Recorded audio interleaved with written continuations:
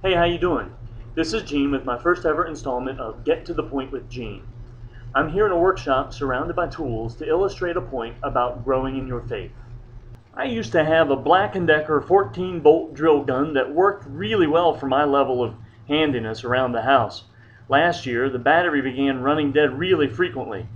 So for Father's Day, I treated myself to a Skill 18-bolt drill gun that was reasonably priced at $75. This one right here. It's really cool looking, really beefy, with lots of gadgets and different settings. And it came with a really cool floodlight. But I've come to hate my Skill 18-bolt drill gun. The two batteries that came with it run dead just as frequently as my old Black & Decker. This summer, I borrowed this DeWalt drill gun from the church to do a couple of home projects. This thing is a beast. The battery never runs out, it's super strong, and it's black and gold like my Steelers.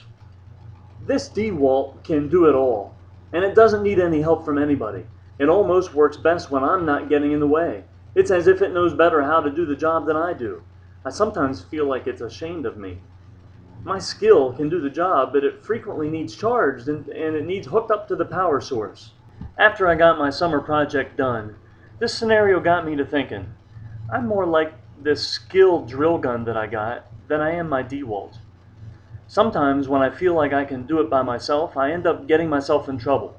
I become a little too bold, a little too brash, too big for my own britches. I don't want any help from anybody. And that gets me in trouble because I get outside of God's blueprints on my life. He'd rather me be more like that skilled drill gun and get hooked up to the power source for a good charging.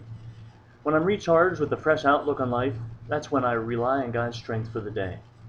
We're going to talk at Senior High How to Get To about getting away, getting connected, and staying charged, growing in our faith. I hope to see you there because you ought to get to the point.